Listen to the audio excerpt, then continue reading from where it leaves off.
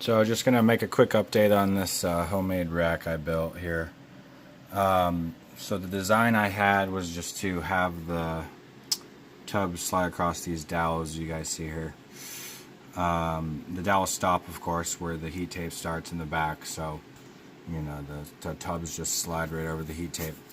I mean, it was definitely a good idea, but it's just a little bit too much off the heat tape. So my thermostat has to be set basically over 100 degrees to get, you know, the 90-degree hotspot I want. So there's definitely way too much of a temperature difference.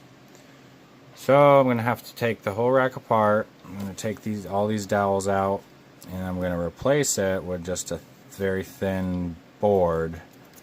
I got kind of a prototype down here.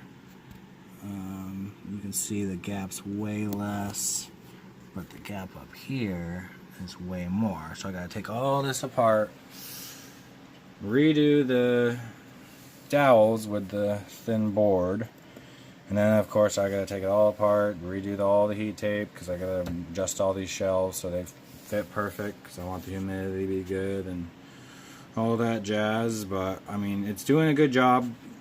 Other than another, you know, thing I did out of an experience, you know, it's a good rack, good design, but I put the heat tape too far in the back.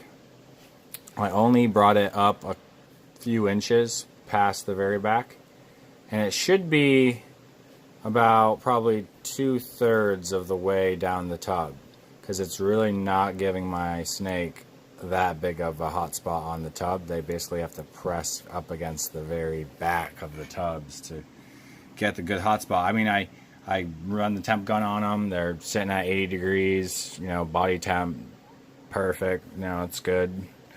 The hot spot is at 90 degrees. It's just, like I said, it's not centered like it should be.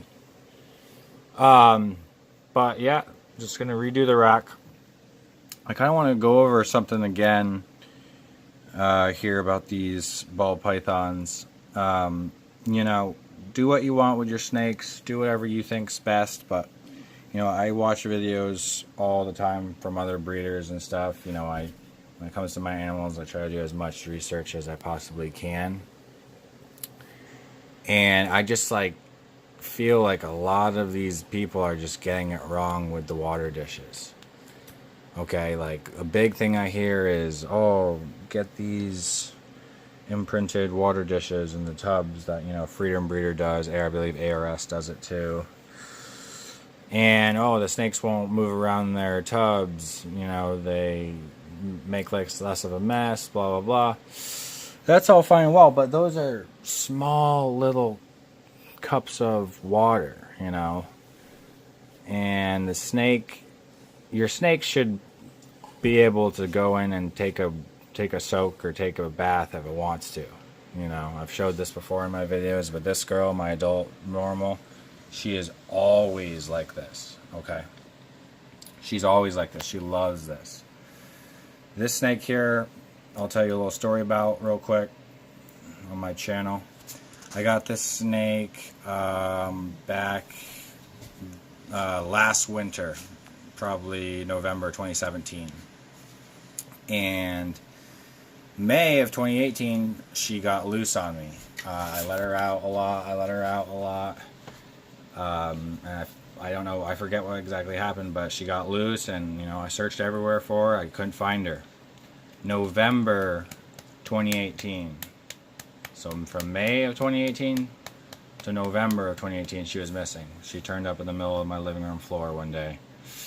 Don't think she ate that whole time. Don't think, you know, she drank too much. She must have. She stayed alive. But anyways, good survivor. So I almost think, you know, since she was off a hotspot for so long, you know, I don't think she was on any kind of good hotspot. Get back, Bernie. I think she's just kind of like more used to being cool, so she's always in this. But these water dishes right here, these are the best water dishes for your snake, period. I don't care what anybody says. Don't get the imprinted water dishes in these Freedom Breeder tubs. I got the semi-clear Freedom Breeder tubs here. They are awesome. But get these, seriously, get these water dishes, you guys. Your snake can't move them. So she can't move this. She doesn't move this. And look at this. This is an adult ball python. Your adult ball python should be able to do exactly this. She's sitting in the water nice. But I do something different with my babies. Like I've said before, I don't do what everyone else does. My babies go in the same tubs my adult go in. Everyone pretty much it's been working good for me so far. If I have problems, I'll switch them, but they eat for me every time. They're fine with it because I have the babies set up differently. But anyways, I use FP80 tubs for my snakes. I know people say, oh, snakes like small spaces. Yeah, well, I give them small spaces. So this one, she took a little bit more setup. So I put 2 water dishes here to make kind of a barrier. Also, I have all fake vines here. She's got her cave here. She doesn't really use it too much. She's actually been chilling out back here for the most part, right against the hot spot. But yeah, it's my pastel genetic stripe, 100% het VPI xanthic. That's how I have one of my baby's tubs set up. She has her small enclosed space. She has her sense of security.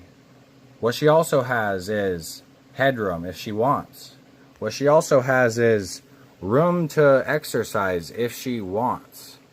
So I'm giving her the small space. I'm giving her the sense of security with all this extra stuff in here.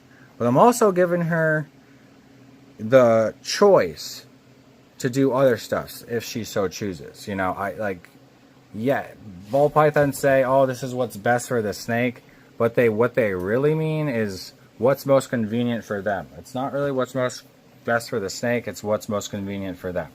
I understand, people, they have hundreds of snakes, blah, blah, blah. I can't do this, I can't do that. But if you have hundreds of snakes, you're probably making pretty good money. And maybe you should employ some people to basically give your snakes a little bit better life if they're giving you your life. Here's my pastel xanthic het genetic stripe. That's it. That's this one's mate, or that one's mate down there. This one is totally cool with this setup. I have his bowl back there, his hide. I got him a stick. Change this out if it gets too wet or anything. But I gave him a stick so he can rub up against it if he wants to rub off some skin. Again, 2 water dishes because for my babies, I like them to have higher humidity and it's like a natural barrier. And once again, this is just extra for humidity. This, just disregard that. That's not normally a water dish. This right here for my babies, like I said, once again, get these water dishes. Your snakes cannot move these. They can't make a mess with these. They cannot tip these. They cannot tip these. Even if they're empty, they cannot tip these. These are by far the best water dishes for ball pythons. My babies could curl right up in that and soak if they needed to. So, end of my rant. I'm just kind of annoyed with, seeing snakes that can't even, take a dip if they want to. The snakes that can't even, he eats for me frozen thawed every time. I seriously dangle it in front of this snake's face for maybe 10 seconds most, and he takes it in the FB80 tub. He's got his small enclosed space. If he wants, he's also got this snake's always coming to the front. He always wants to come out. He's also might be looking for food sometimes too, but 2 days after he eats, I doubt he's really looking for food. He's just a social guy. You see him back there. It's beautiful. So yeah, anyways, what I'm really hoping to hit is the super pastel xanthic genetic stripe, because that'd be dope. Right, Barney? Alright guys, well, hope this helps somebody. They're thinking about how to set up their snake. Do whatever tubs you want, but seriously, take my advice on those water dishes, because other water dishes, in my opinion, are total garbage.